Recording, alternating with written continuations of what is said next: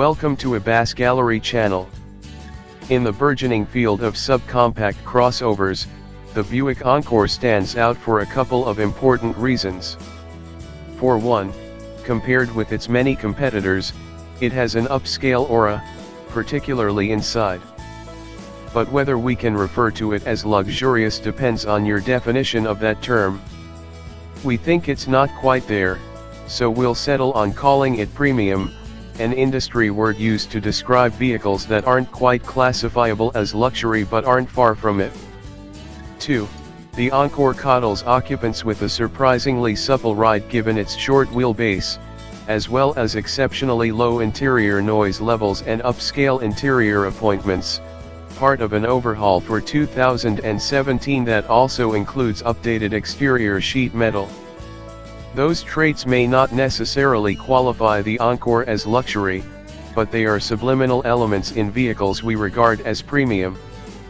The Encore offers two engine choices, both 1.4-liter 4-cylinders, both turbocharged, both long-stroke designs, yet one is standard and the other is an upgrade option. There are significant distinctions. For example, the base engine has a slightly smaller bore, a little less displacement, 1,364 cubic centimeters versus 1,399, a lower compression ratio, 9.5:1 versus 10.0:1, and port rather than direct fuel injection.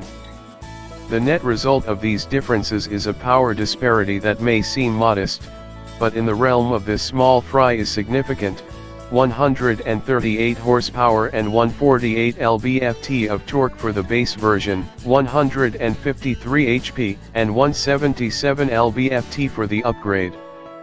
The higher output engine is an $895 option on the Sport Touring trim level, as well as in ascending order the Preferred 2, Essence, and Premium.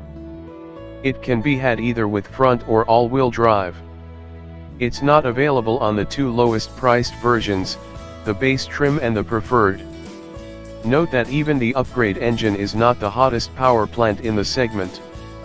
The Kia Soul Turbo, 201 horsepower, and the Nissan Juke, 188 ponies, have a lot more punch, and they get off the line with greater urgency. The Jeep Renegade offers a 180 HP 2.4-liter, but in rugged Trailhawk trim it's pudgy at nearly 3,600 pounds and a tad lethargic. But while the Encore, even with the higher output engine, is not the quickest little pony in the subcompact corral, it's not the slowest, either.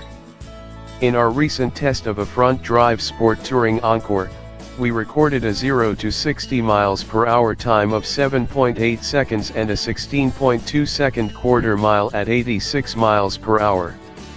We characterized those results as peppy, noting that it was the quickest Encore we'd tested. Adding all-wheel drive, of course, adds mass. This all-wheel drive Sport Touring weighed in at 3,382 pounds versus 3,244 for our front drive example. We photographed an Encore Premium. And the inevitable consequence of greater mass is slower acceleration, in this case 8.4 seconds to 60 and 16.6 seconds through the quarter mile at 83 miles per hour. Those results don't really constitute peppiness. Fuel economy, though, is unremarkable. We logged 22 mpg, as is the performance of the 6-speed automatic transmission. It includes a manual shifting function, operable by a thumb switch atop the shift lever, that is not at all tempting to employ. At least the engine's auto stop-start function is one of the more seamless in the business, which is good, because, as in almost all Buicks, it can't be switched off. Consistent with its emphasis on comfort, the Encore is quiet, and as we observed in our test of the front-drive version, its interior updates for 2017 create a more upscale aura than what's found in the rank-and-file players in this arena.